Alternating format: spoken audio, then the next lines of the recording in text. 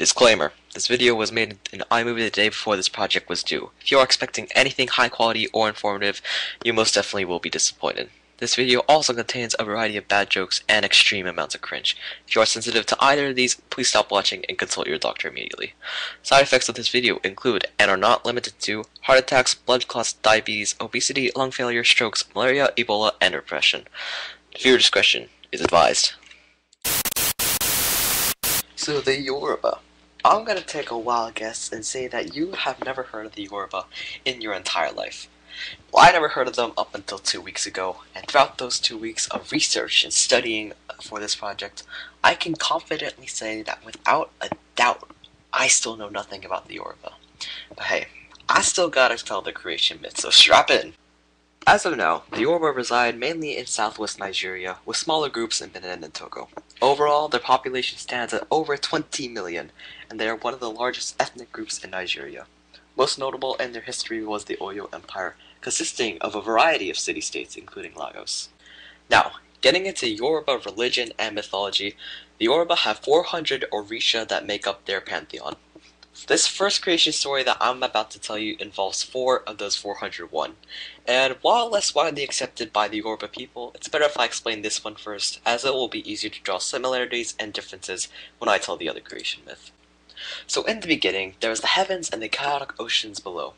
Olaron rules above in the heavens, while Olokon rules below in the oceans. Olaron has a son named Obatala, and one day he goes and asks, "Hey Pops, can I go make some land on the ocean?" Olokon will definitely like that, she definitely won't have an issue. And Olaron's like, "Yeah, son, go do whatever you want." So Obatala asks Orunmila, the wisest god, for advice, and Orunmila says, "Oh, go collect a golden chain, a bit of earth, and a snail shell, a palm nut, a black cat, and a 5-toed chicken." A 5-toed chicken.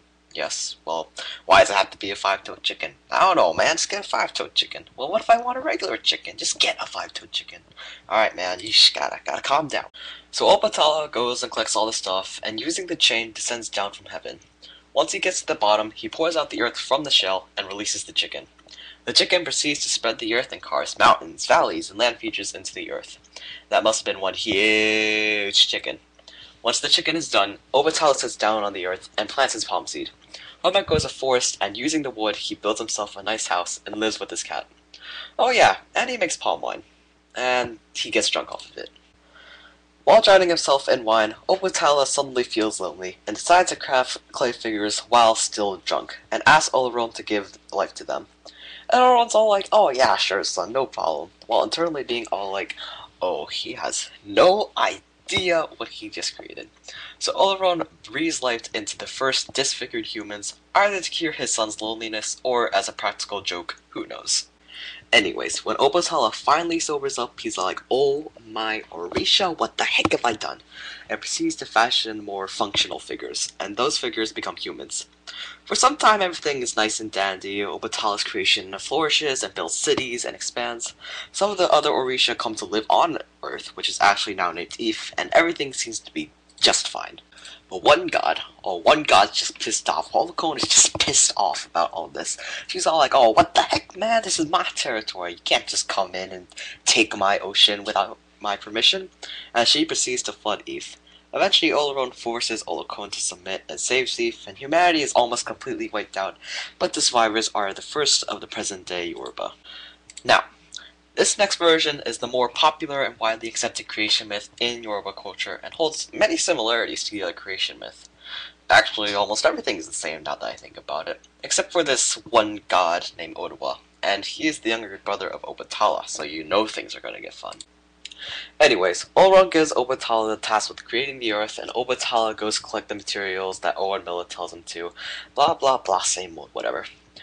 Now, as Obatala approaches the gate to heaven and is about to descend the chain, he sees some other gods drinking and have a good time. They're partying, they look like they're having fun, and Obatala's like, "Ah, what the heck, no one's in a rush to create the world anyways," and joins the partying gods.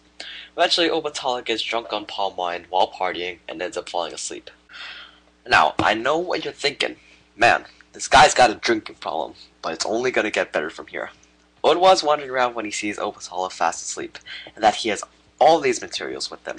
So Odawa, deciding to be a sneaky and annoying brother, takes the materials and descends down heaven to create the earth himself. So instead of Obatala creating Eve, Odawa is the creator. And As you can imagine, when Obatala wakes up to see this, he's quite pissed.